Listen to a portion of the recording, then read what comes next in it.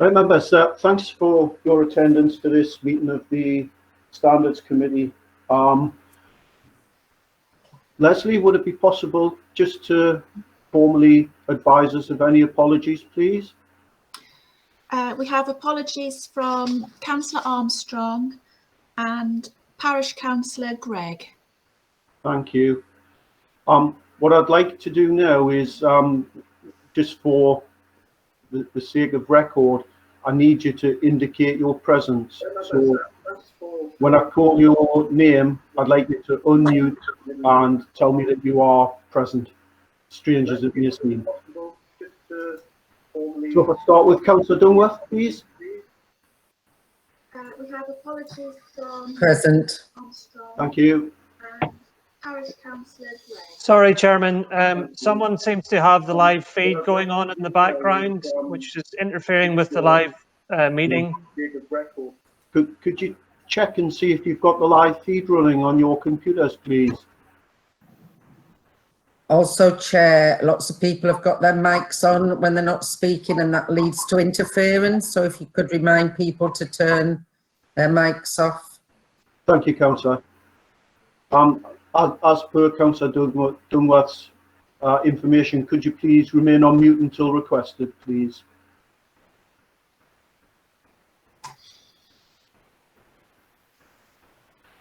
Councillor Homer? Here, Chair. Councillor Murray?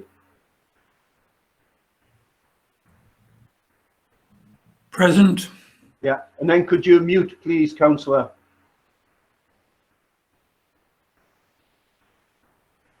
Councillor Rickaby? Here, present. Councillor Swinburne? Present. Councillor Webb? Present. Councillor Tebbit? Present. Councillor Wallace? Present. Thank you very much. So if we move on to the business of the meeting, all you members will have made your declarations of interest in general terms. Are there any declarations of interest that are specific to today's meeting? If so, could you please indicate by show of hand? Thank you. If we then go on to the minutes of the previous meeting, which was the 16th of January, I am simply looking at this stage at the minutes in terms of their accuracy. There are no matters arising. So if I could have an indication from yourselves as to whether or not you accept those minutes as a true record, or if you have any amendment in factual term that needs to be made. Councillor Tebbit?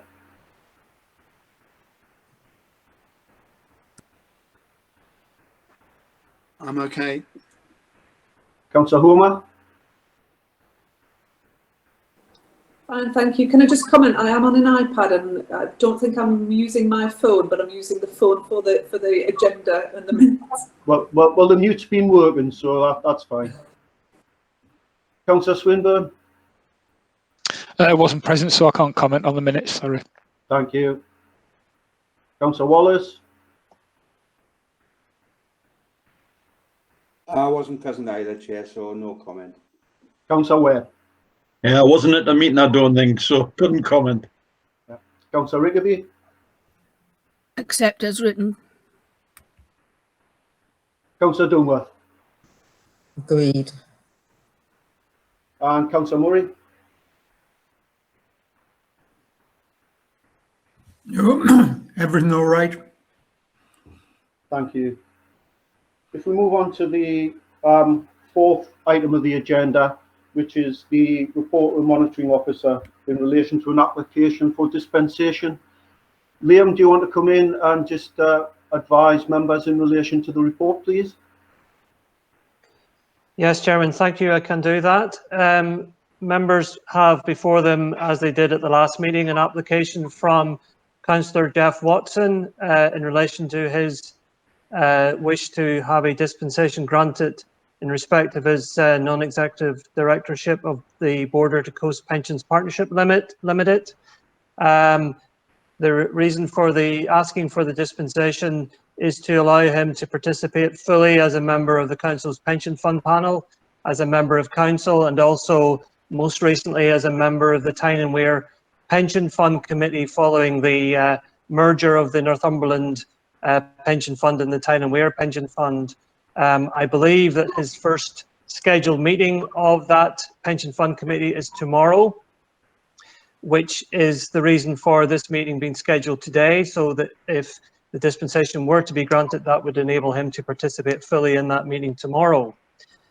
You have his letter of application, which I hope that you have read and have understood, although I'm happy to answer any questions that you might have, both in relation to that and also in relation to the supporting council's opinion that he has attached to that application, which was obtained by the, I think, 12 administering authorities of the Border to Coast Pension Fund, which sets out clearly, I believe, the need for the dispensation, recognising that his directorship from 5th of February, I think it is, of this year, is a disclosable pecuniary interest, and that if he were to want to participate in the forums that I've just outlined to you, that he would have to be granted a dispensation by yourselves. As I've said, there's a meeting of the Tyne and Wear Pension Fund Committee tomorrow, so there is some urgency to the matter. The criteria on which you are able to consider the application is set out in the covering report to the item, and of the 5, I think it is 5 criteria that are listed in the report, the only 2 that are relevant to your consideration this morning are that the dispensation be granted in the interest, or is in the interest, of persons living in the authorities area, that's the Northumberland County Council area, or is otherwise appropriate to grant a dispensation for reasons that you might consider during consideration of the item. Unfortunately, there's no definition, no statutory definition of those criterion, and nor is there any guidance from government as to exactly what those criteria mean. So it's a matter really for your own reflection and your own consideration and your own deliberation as to whether or not it would be appropriate, given all of the information that you have before you, whether it would be appropriate to grant Councillor Watson a dispensation. I would just like to comment on the fact that this was obviously previously considered at the last meeting of the committee, but there was no vote taken on the matter for the reasons set out in the minutes. I am of the opinion, I have checked with counsel, with barrister, that I have instructed in relation to the matter that there is no bar, no prohibition to Councillor Watson making what is in effect a repeat application at this morning's committee. I'll just stop there, Chairman, and invite any questions that members might have, or clarify any information that they might want perhaps a little bit more information on. I appreciate there is quite a bit of information, but in essence, the decision that you're being asked to make today is to grant a dispensation to Councillor Jeff Watson in relation to his non-executive director's position of the Border to Coast Pensions Partnership Limited, on the basis of that it is either in the interest of persons living in the authorities area or that it is otherwise appropriate to grant that dispensation. Thank you, Chairman. Thank you for the clarification, Liam. Obviously, in light of the way in which we're operating, if a member wishes to make comment, if they could show a hand, and then I can bring them into conversation for any debate or questioning of Liam that they want to undertake. So I'll open the floor. Councillor Dunbar. Yeah, thank you, Chair. I've reread the documents again for the 3rd time. Thanks to Liam for the clarification as to why it's come back, because I was unsure as to why it was coming back, because the documentation is the same. And I'm not going to repeat what I said at the last meeting, because there is no point. It's quite evident where we're going with this. But I did want clarification on one issue, and I think I asked it at the last meeting as well, but it's not minuted, so I can't be sure. And that is, if there was no remuneration attached to this position, or if the remuneration wasn't taken, would there still be a conflict of interest? Chair, if I can answer that. By all means, Liam. Thank you. Yes, if there were no remuneration attached to the position, then there would be no disclosable pecuniary interest, because it wouldn't fall within any of the categories of disclosable pecuniary interest, and therefore Councillor Watson would be free to participate at Council, at the Pension Fund Panel and at the Tyne and Wear Pension Fund Committee without the need for a dispensation. It is because I think that's probably argued in the Council's opinion, although I appreciate that it's quite involved. But it is clear from that opinion that the remuneration makes this a disclosable pecuniary interest. And so therefore, is it a remuneration that could be declined, or does it have to be taken? I don't have that information, Chairman. I would expect, although I'm not absolutely certain, I would expect that the remuneration could be waived if Councillor Watson was prepared to carry out his duties without any form of remuneration or financial reward. Do you want to come back on that, Councillor? Yeah, so I think that goes back to what I did say in the last meeting, that for me, this isn't about the interests of people served. It's actually about that remuneration that I suspect can be refused. And once you start having people receiving money for a position, then as far as I'm concerned, that is very clearly a conflict of interest. And I still would have a huge problem with it, because in no other position could you take money for something and then being able to speak on behalf of that organisation.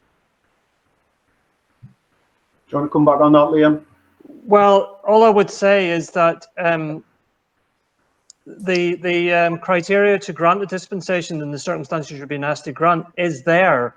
Therefore, I don't think it's correct to say that that just because a remuneration is paid, that isn't in the interest of the persons living in the authority's area, for example. Otherwise, Parliament wouldn't have provided for that criteria in the first place.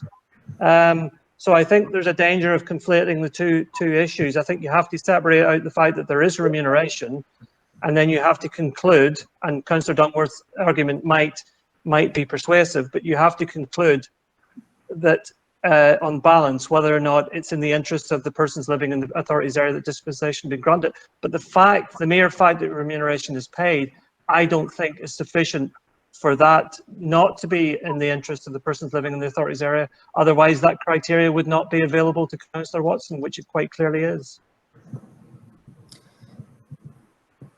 But that happens in other circumstances.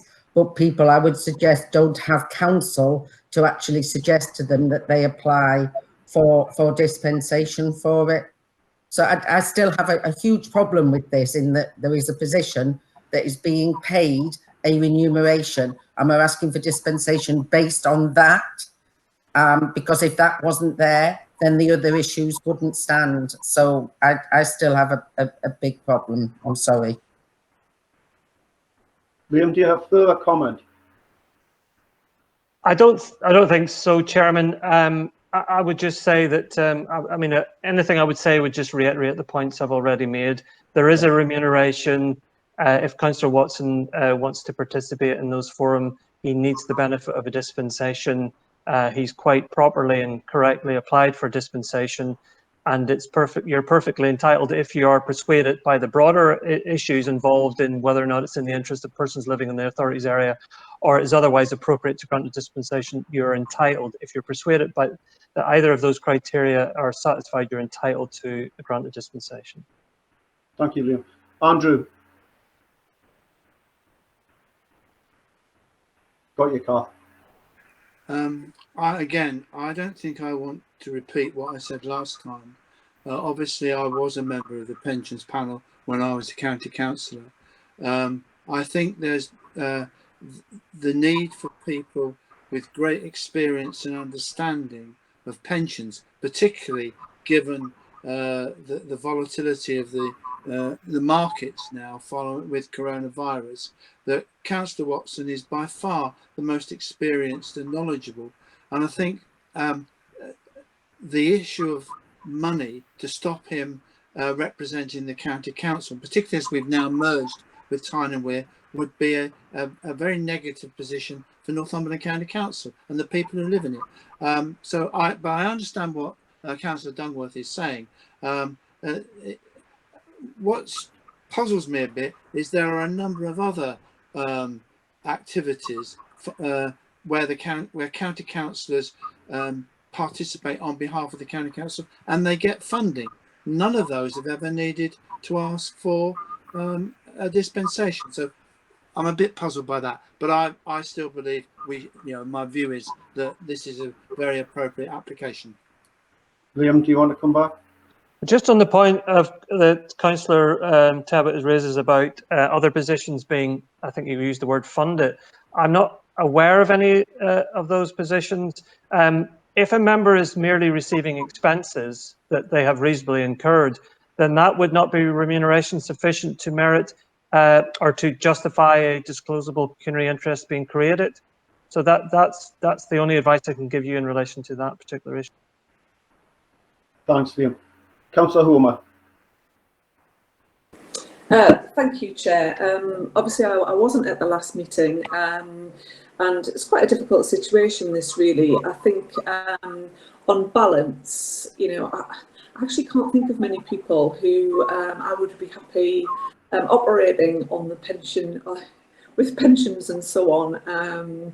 But probably Councillor Watson is one of those. He's obviously highly skilled. In the time that I've been involved, he's always been 100% committed, and I think I'm focusing on the interests of people in the local authority area. And as far as I'm concerned, he's followed the procedure. He's applied for a dispensation, and I would be happy to support that. Thank you, Councillor. Is there any other further comment or question for Liam? Councillor Rigby. Yes, thank you, Chair. I'm not going to go and say everything that I said the last time, but I will say that my views haven't changed. I can sympathise with Councillor Dungworth, but my view was that in the respect of the residents of Northumberland, I think Councillor Watson is right in that he has asked for this dispensation, and as I say, I believe that it should be approved. Thank you. Any further question, comment? Councillor Dungworth. Sorry, I'm used to talking to myself, so that's all right. I can't think of any other position whereby somebody is actually paid for an organisation and then can take part in debate and decisions around that. People withdraw. And I think Liam's correct. Nobody's applied for dispensation for any of those things. I think it's as well really important that this debate is not about an individual. It's about a principle. And we went into this a little bit last time with people talking about how individuals are indispensable. And I thought we'd squash that, because actually we should all know as politicians we are completely dispensable and life goes on without us, and new people step into that position. So I think it's important that it's around the principle, not the person. And yeah, I think I've said all I need to say. Thank you, Councillor. Councillor Swinburne. Councillor Swinburne. Thank you, Chair. I just want to ask Liam, if a member is in a position on a healthcare trust that receives remuneration, would they be in a similar position as we are now if they were then on a committee that is related to any of the, like any of the health and wellbeing committees, etc.? Would that be the same position as we're in now? Well, it's very difficult for me to comment on something which is hypothetical, I presume, and without knowing the full detail of it. But there could be potential for someone in that position to need to seek a dispensation. But I would need to know the full detail of the circumstances before I could advise definitively on that. Yeah, I mean, I know that we have had members on, in on healthcare trusts that have received remuneration. I just don't know whether they've been on any, of our health and wellbeing trusts, etc., etc. So I don't know whether any of that has taken place previously. That's just why I was asking the question. So if it would be a similar situation. Yes, and I'm not aware of any particular set of circumstances where a dispensation would have been previously required in the way that I've mentioned, Councillor Tebbit. But I'm happy to look at any other. I mean, members seem to be perhaps promoting scenarios that might need the benefit of a dispensation. So I'm happy to speak to members out with the meeting if there are circumstances that they think might be relevant. I'm always wanting to provide as full advice as possible in relation to these issues to avoid any any difficulties essentially with the ethical framework regime. Thank you, Liam. Thank you, Councillor. Chair, I think with the Health Trust, where that has been the case, and I'm thinking, for instance, of Ian Swithenbank and myself, we actually withdrew from any discussions that were about finances allocation. So we declared an interest and acted accordingly when that came up in the discussion. If that answers the question for Councillor Swinburne. Thanks, Councillor. Does that cover some of the area for you, Councillor Swinburne? Yes, it does. It would just,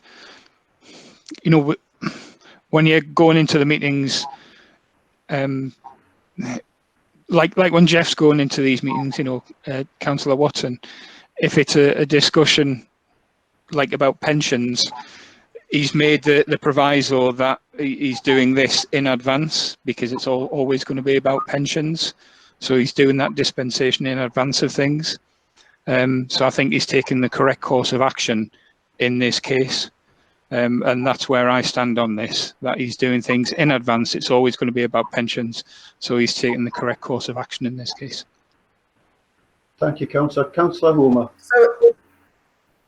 Thank you, Chair, and apologies. I did explain last week when we had the invitation for this meeting that I did have another meeting at 11:30, so I was time limited. So, Liam, I'll take your guidance on this, but I think for the record, I would support the granting of the dispensation, but I'm not going to be able to continue with the meeting really to see the debate out. I'm just really conscious that all sorts of things are being thrown in now about individuals in different circumstances. But I've read all the information and I'm clear that that's my opinion, but I am going to have to leave the meeting, I'm afraid. Thanks, Councillor Homer. Chairman, unless you're prepared to move the debate to a vote at this point, then Councillor Homer will be unable to participate in a vote on the item. Just quickly, Councillor Dungworth, was your point in relation to the item or was it in relation to the generalised issue? It's in response to the statement that Councillor Swinburne has just made, which actually is incorrect. This is asking for a way of dealing with totally differently from how we have dealt previously with positions that are similar, for instance, like the Health Trust, where people did not take part in the discussion. What is being asked for here is that the councillor involved can take part in all of those discussions. So it's not just that it's being done earlier, it's not going to have the same result at all. Right. Well, that being the case, Councillor, what we need to do now is go back to what Liam said before in terms of looking at the more generalised issues in terms of dispensations, and we can look at that as a separate issue. Liam's offered to take it up. If there are no further comments or questions in relation to this report, I need a proposer and a seconder before we can take it any further. Councillor Homer. Sorry, just in line with Liam's opening comments about the interests of people living in the authority area, I'd like to propose that we grant the dispensation. Thank you. Do I have a seconder? Councillor Rigby? I'm happy to second the motion. That being the case, I will put the report and the motion of the report to the committee. Again, vote will be by show of hands of those who are entitled to vote. It will be done on a one-by-one basis, with Liam asking the individual councillor whether they are voting for or against the proposal. And Leslie can come back and advise us of what the actual result is. Liam, sorry. Yes, sorry, Chairman. Leslie's kindly offered to call out the members' names for the vote process. Thank you. Okay, Councillor Dungworth. Against. Councillor Homer. For. Councillor Murray. For. Councillor Rickaby. For. Councillor Swinburne. For. Councillor Webb. Against.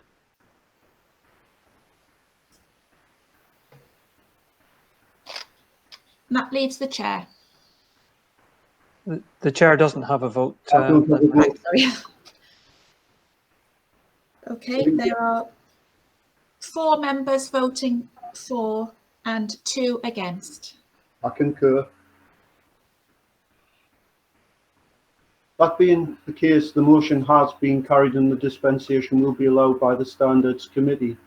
Liam, Leslie, if you can make arrangements for that information to be passed on and the documentation required, I'd be obliged. Thank you, Chairman. We'll do that. Bear with me.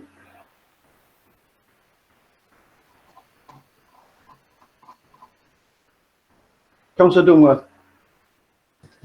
Thank you. I didn't want to say this before because I didn't want it to be part of the debate about the issue, which I think as a Standards Committee is what is important for it. But I am extremely unhappy at the way that this has been handled, and how I feel that this committee has been used. This matter came to it previously.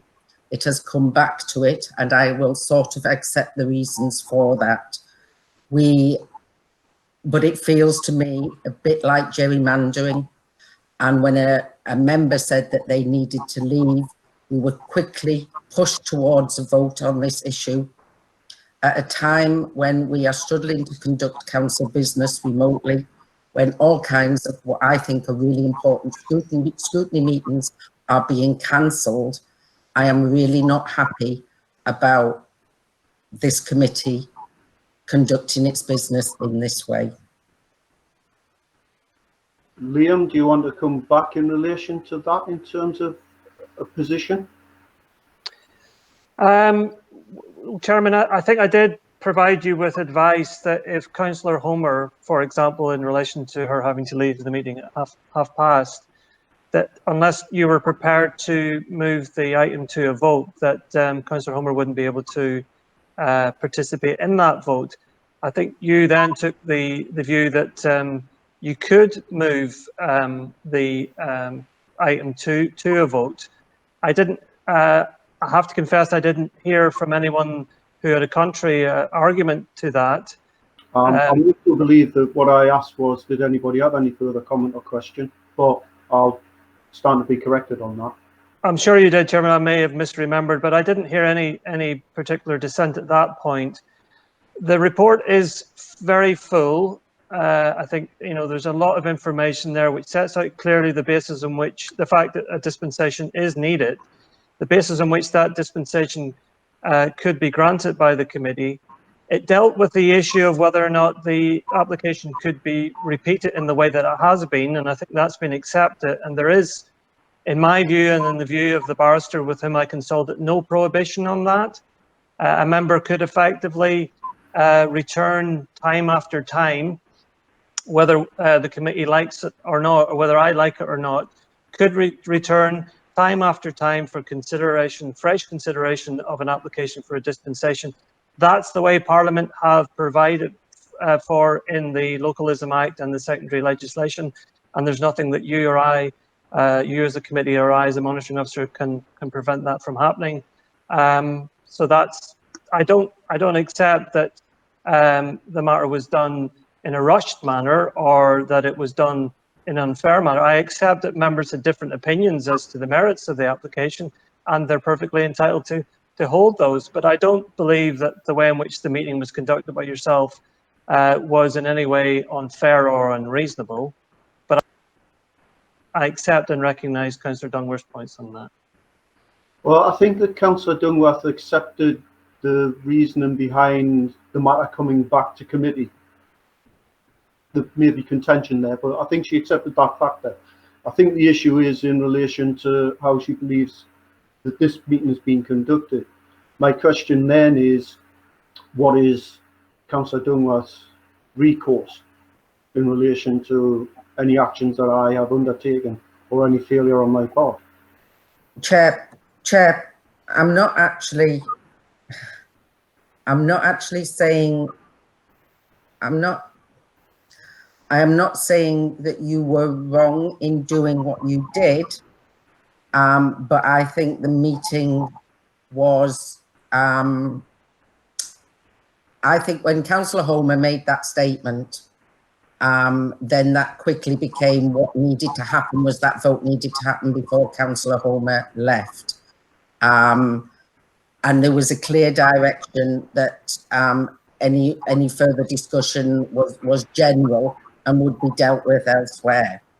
So we did move very quickly from being in discussion to we will have a vote. But I am not personally criticising your handling of it. But I do think there has been motions in play here to make this happen. And I think we only need to look at the differences in the attendance between this meeting and the previous meeting as well to get a sense of that. But please do not think I am personally criticising your chairing of the meeting, because I am not. I thank you for that, Councillor. That's very reassuring. Thank you. And I appreciate the concerns that you have.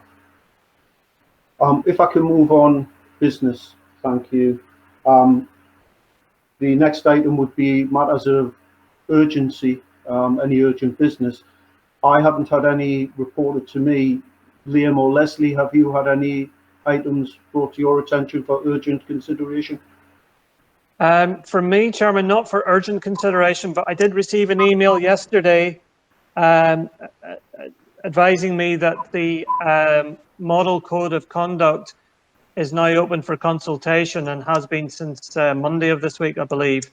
The consultation period is open until the 17th of August, so it's my intention to bring a report to the next meeting of the committee, which I believe is sometime in July. Forgive me, I can't remember the specific date. 16th of July. So the intention would be to bring a report to that committee so that you may form a response, if you wish, to that consultation in time for the 17th of August deadline. But other than that, I don't have anything, Chairman. Is there a mechanism whereby members can perhaps gain that information prior to the report being issued so they can pre-read and yeah, I'll arrange. Sorry, Chairman. I'll arrange with Leslie to send a link round to the consultation document to all members of the committee. Thank you. That being the case, members, date and time of the next meeting, as I've just suggested, is the 16th of July, which is a Thursday, and it's at 2 p.m. I'm not sure where the venue is. I'm assuming it will be by video conference again in the short term. Until such times as you receive any other notice to that effect, Chairman, yes, it will be by a virtual means. That's brilliant. That being the case, members, can I once again thank you for making the efforts to attend. Thank you for all your considerations, and thank you, as always, for your assistance in these matters. I'd like to bring the meeting to a close. Luke, if you could please arrange for the closure of the public access,